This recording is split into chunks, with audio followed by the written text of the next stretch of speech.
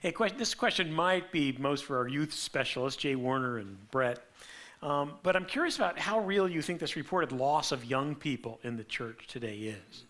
That's definitely related to apologetics in that some people think that they haven't been grounded in good answers. But first of all, how real is this purported loss?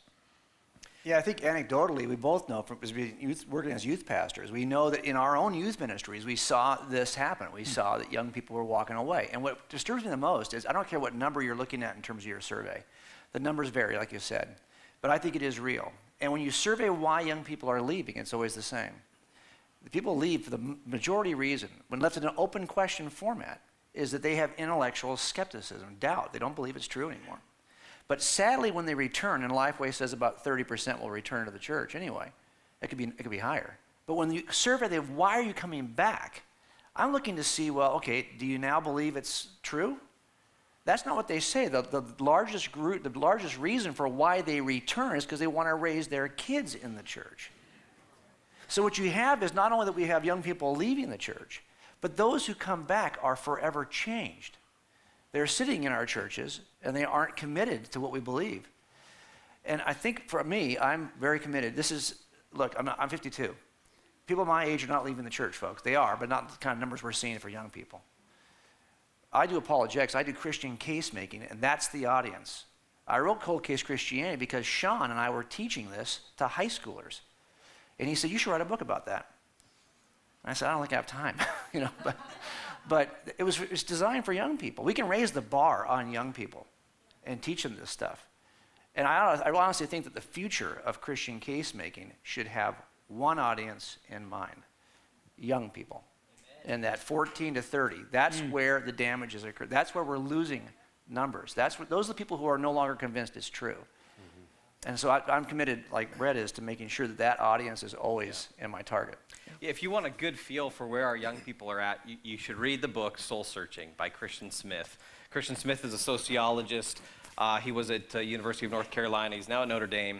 He did a major study with it was a National Study of Youth and Religion, a very in-depth study where they really attempted to find out where are our young people at in their kind of spiritual and religious lives. And that book just gives you a very good feel for where they're at.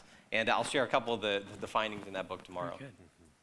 Yeah, I wanted to jump off of Jay Warner's comment and actually to pat him on the back a little bit, because he said something a number of years ago about this whole thing about youth that really stuck with me, and I've repeated it a number of times because I think it's so powerful for those of you who have contact with youth or maybe youth leaders and the like. I don't like talking to youth personally. To me, it's kind of like talking to a painting, and I like people responding to me. I could tell a joke that makes the adults are falling in the aisle, and the kids are just looking at me like, we're not going to laugh at you, mister, that kind of thing. So I'm glad I got guys that are really committed to that, because I really believe in the strategic importance of it. It's not my thing. It's not my niche, but we believe in that at Stand to Reason. This is why we're giving time, attention, effort, resources to that enterprise.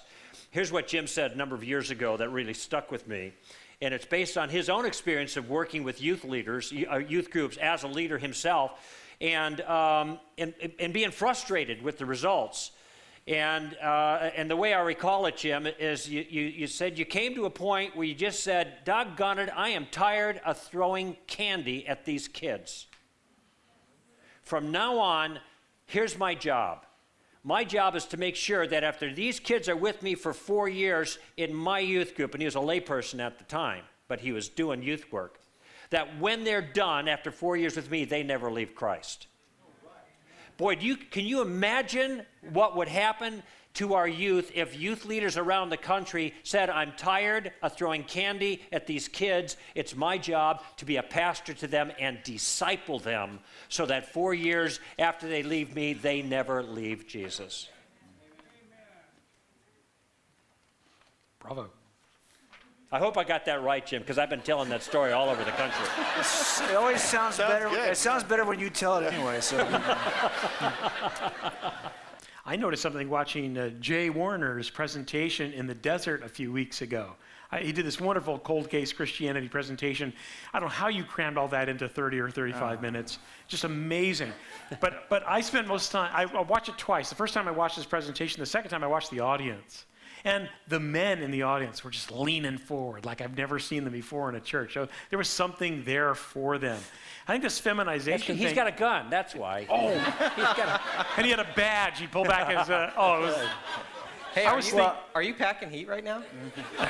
I'm feeling protected.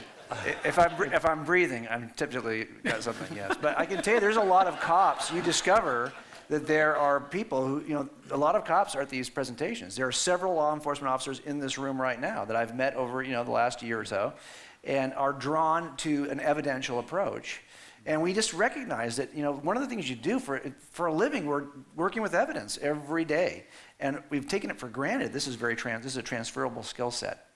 And I think one thing I always try to say with young people, and I think, Sean, you would agree with me on this, and Brett, you would too for sure, is that I typically say if we want to change the youth culture, we need to stop teaching. And we need to stop teaching immediately.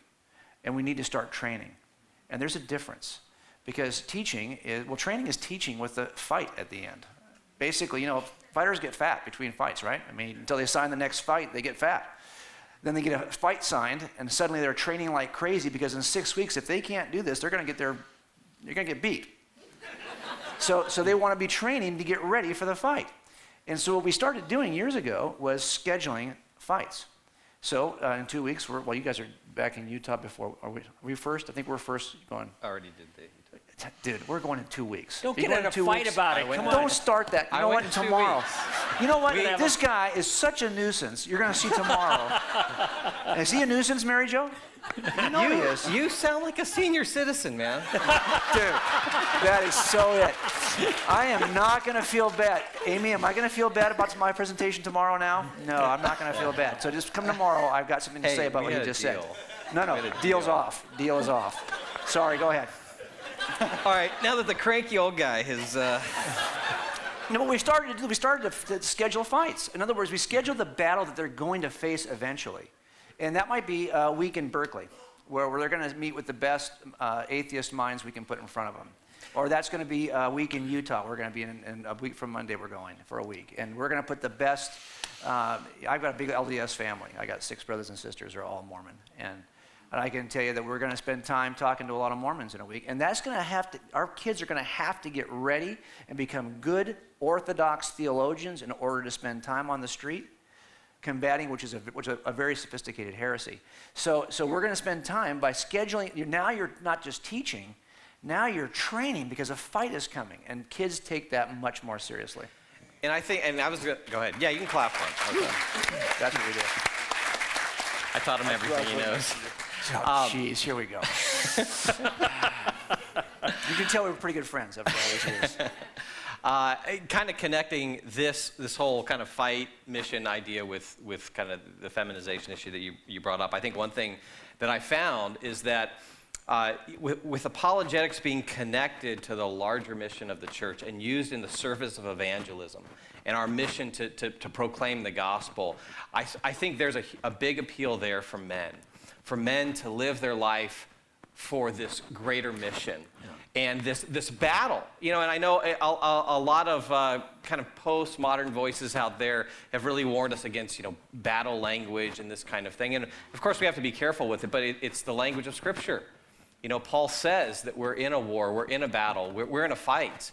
And of course we conduct ourselves in a different kind of way as ambassadors with knowledge, wisdom, and character. But I think this kind of apologetics in the service of our mission of the proclamation of the gospel has an appeal that I give my life to this great raging battle, this unfolding drama through the ages. And this is where I see the young men that we take on these mission trips. We've got 2 that we've developed to Berkeley and to Utah. And in fact, when I first came on to Stand to Reason in 2003, it was the summer of 2004, where I had done these with my own youth groups when I was a youth pastor. And the very first trips that I took to Utah and to Berkeley were with Jim when he was a youth pastor. And what we saw is just this would light the guys up. Because they would gear up for the fight, so to speak. Yeah. And we taught them how to fight well and to fight as good ambassadors. But I think there's a big appeal there.